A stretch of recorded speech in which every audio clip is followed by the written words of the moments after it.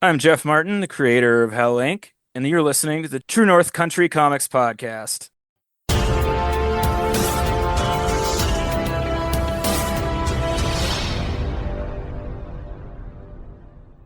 Welcome to the True North Country Comics Podcast, dedicated to celebrate Canadian comic book and graphic novel creators and supporters. I'm John Swinimer. On this episode, I chat with Jeff Martin about his webcomic collection, Hell Inc., Afterlife-Time Employment. Jeff Martin is an award-winning cartoonist from Edmonton, Alberta.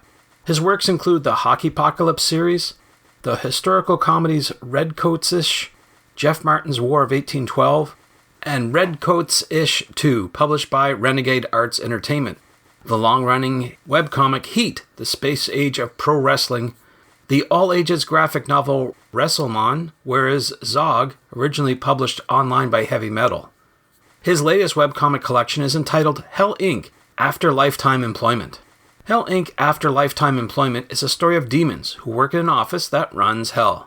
This particular collection focuses on a slacker demon who gets his afterlife turned upside down when he gets put in charge of the new intern, who's a newly deceased, terrified human soul. Needless to say, this employment is not what you're used to. So, without further ado, here's my chat with Jeff Martin about his webcomic collection, Hell Inc. Afterlife-Time Employment. So, Jeff Martin, thank you very much for taking time to chat with me. Thanks for having me, John. I appreciate your time, absolutely. I know you're very busy, but before I get going with all the questions, I would like to know, what are you reading today? I just finished a comic called Death Metal Duck by Justin Heggs and Cam Hayden, which I really enjoyed. It's the story of a washed-up, formerly successful band as they come together for a reunion in their 50s. And everyone is ducks. Yeah, I've had them on the podcast before talking about it. That's pretty cool. They're from out west, just like you. They are, yeah. And they were both at Toronto Comic Arts Festival, just like you. And I got to ask you, how was that event for you? How did it treat you? It was great. It was my first time doing a show in Toronto, period, let alone doing TCAF, and I was really happy with how it went. It was really cool to sell my hockey comic on the ice at Maple Leaf Gardens. I was really excited about that. That was very satisfying. And it was also the debut for my new book, Hell Inc. Afterlife-Time Employment, which I was also very satisfied with. Cool. Good turnout. Yeah, it was. I was only there for one day speaking with folks, and I'm sorry we didn't get a chance to chat, but we are chatting now, and we are chatting about your latest webcomic collection, Afterlife-Time Employment. So I got to ask you, what is this webcomic collection all about? Hell Inc. is the name of the webcomic, and it is about demons who work in the office that runs hell. It's an office comedy about a slacker demon who gets his afterlife turned upside down when he gets put in charge of the new intern, who is a newly deceased, terrified human soul. Oh my gosh. Okay. So where do you get your inspiration? Was this a bad work environment or something, or do people tell you stories? How does this come about? No, for whatever reason, I've just always really gravitated to workplace sitcoms. I've always really enjoyed them. And I like taking something really fantastical and then making it very mundane, like looking at the mundane elements of something that is very fantastical. So take the setting of hell, but then reimagine it as this sort of giant sprawling corporation where everyone who is damned is forced to just work this terrible office job forever. I'd like to talk a little bit more about your creative process when it comes to webcomics. Very different from making comic books, right? It is, yeah. One element that's different is that you don't have as distinct a starting and ending point as you do in a regular comic, particularly in terms of like in a regular comic, you have issues or chapters that are sort of a distinct unit of storytelling. And while I do write Hell Inc. in chapters, when it comes to the reading experience, the reader's going to just sort of read straight through. They're not getting a break in the same way that you do reading a comic book or getting to a new chapter of a graphic novel. You have to think of it more in terms of what does each individual strip bring and how does that stand alone as its own kind of unit of storytelling, and then build from there.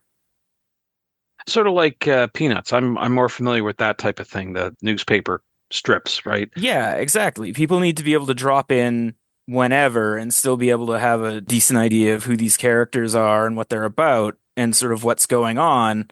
But when you break down Peanuts and like you look at it when it's in a print collection, you realize, oh, there are arcs going on, but it's on a strip to strip basis. You don't necessarily need to know any of that information. So when it comes to writing these strips, do you have an overarching goal in mind? Do you have like a storyline and you're breaking it up into various pieces?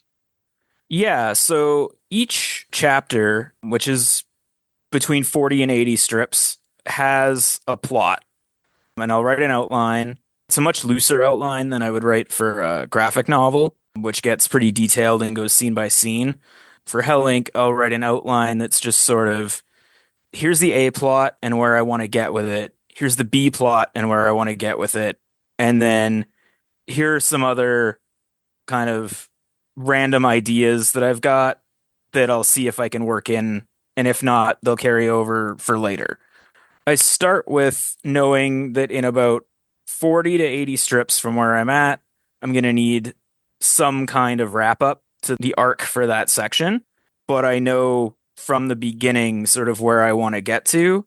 The writing process is just coming up with individual strips that advance the story and advance the characters and get me to where I've set the end goal.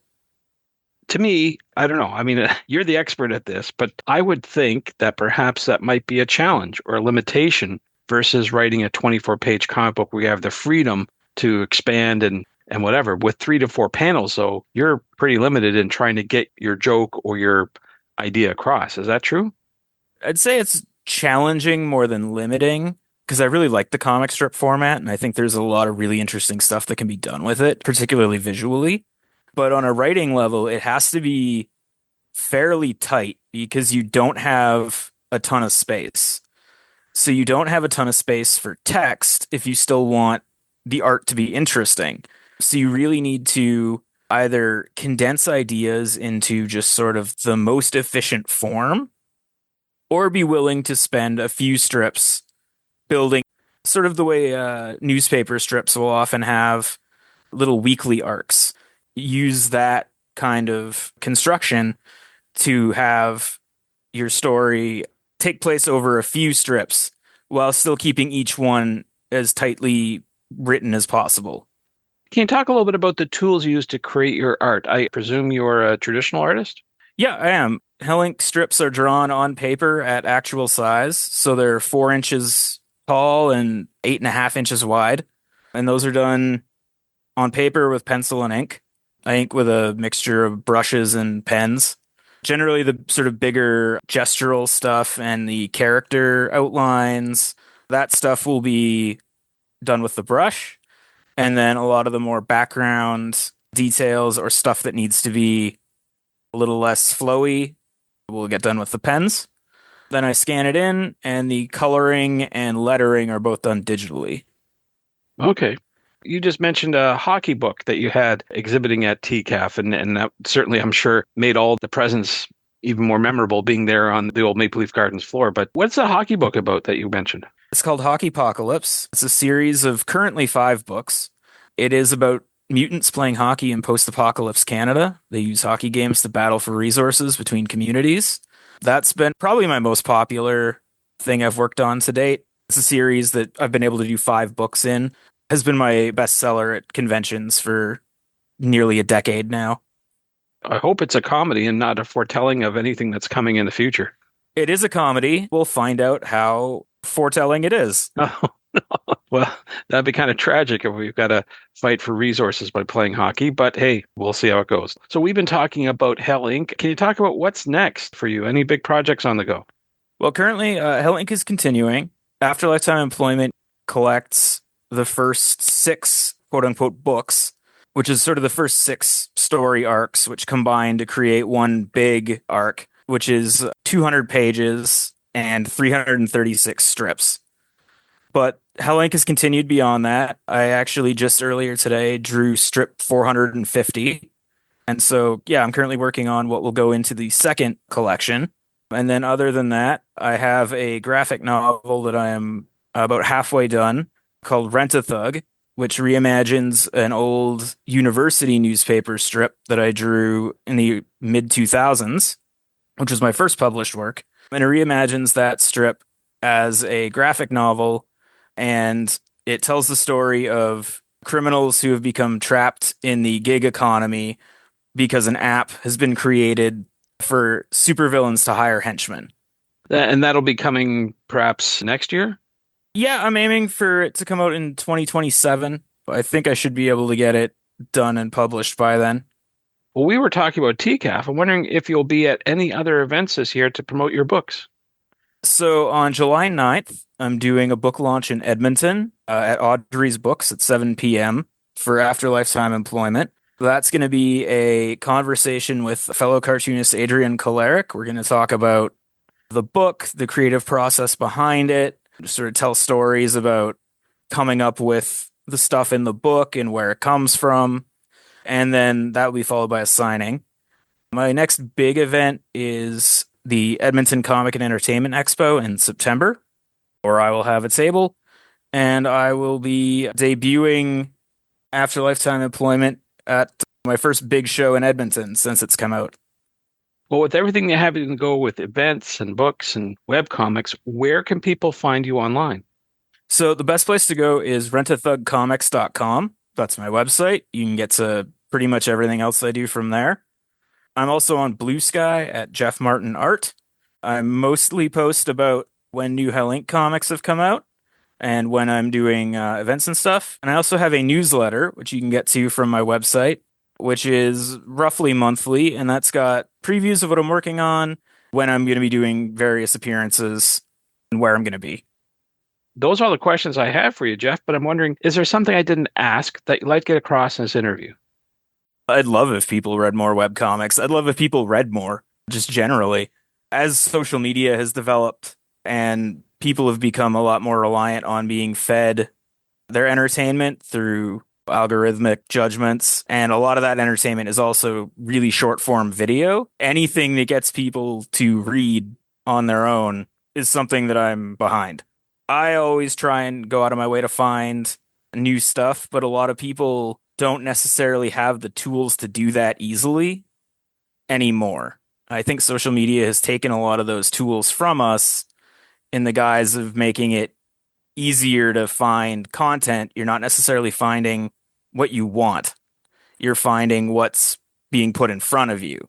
In addition to, like, I'd like if people just read. I would also like people to, go out of their way and find stuff that they're going to be excited about that will make them want to read. And it isn't just the stuff that gets pushed in front of them. But that's a very complex issue of taste and also having the tools to find what you're interested in and find who's making the stuff that you will be interested in. Thanks to Jeff for the chat. You can discover more about Jeff Martin online at rentathugcomics.com and on Blue Sky at Jeff Martin Art. And thank you for tuning in to the True North Country Comics podcast. I invite you to visit the True North Country Comics website to listen to even more conversations with creators about making comic books and graphic novels. You can follow along True North Country Comics on most social media platforms, and you're encouraged to send any and all feedback to John at truenorthcountrycomics.com, and I'd be really happy if you were to subscribe to the website at truenorthcountrycomics.com to get even more interviews and news about Canadian comic book and graphic novel creators. Thanks for tuning in, and come back soon for another episode. Bye for now. True North Country Comics Podcast is copyright True North Country Comics, copyright 2026.